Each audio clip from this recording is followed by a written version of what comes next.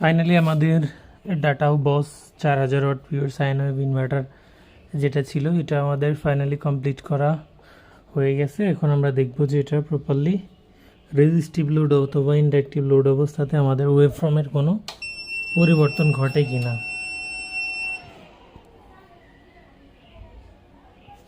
এটা হচ্ছে আমাদের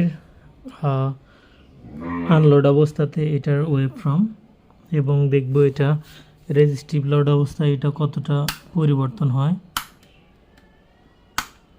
এখানে আমাদের 400 ওয়াট লোড দেওয়া হয়েছে, আমাদের ওয়েভ ফর্মের কোনো প্রকারের পরিবর্তন নেই। এবং আমাদের এখানে একটা বড় জিএফসি 300 ওয়াটের পাখা রয়েছে। এগুলো যদিও ওখানে অল্প ওয়াট লেখা থাকে, কিন্তু এটা লোড অবস্থাতে 300 ওয়াট স্টার্টিংয়ে লোড নেয়। তো আমরা এইটা অন করে দেখব যে আমাদের ওয়েভ ফর্মের কোনো পরিবর্তন আছে কি না।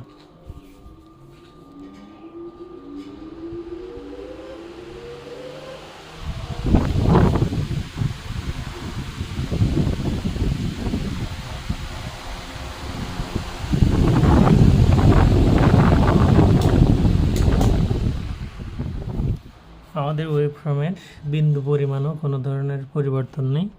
তো আলহামদুলিল্লাহ এটা ফাইনালি আমাদের ওকে হয়ে গেছে। এবং এটা যে প্রথম দিকে 300 ওয়াট লোড নেয়, আপনাদের একটু দেখায়, আমি এটা এখানে অন করে দিই যে এটা খুলে রাখছি, এবং প্রথম লাইন দেওয়ার সাথে সাথে দেখব যে আমাদের এই ডিসপ্লেতে হচ্ছে কত লোড নেয় এবং এইটার কীরকম আচরণ হয়। হালকা একটু উপর থেকে এই যে হালকা একটু ফ্লাকচুয়েশন হয়, এবং প্রথমে কত ওয়াট নেয় সেটা একটু দেখেন।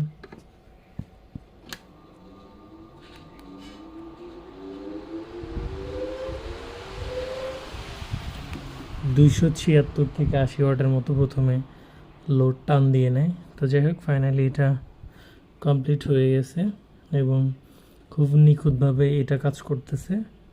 এটা এখন যিনি পাঠিয়েছিলেন প্রবাসী এক ভাইয়া, ওনার ঠিকানায় আবার এটা পাঠিয়ে দিব।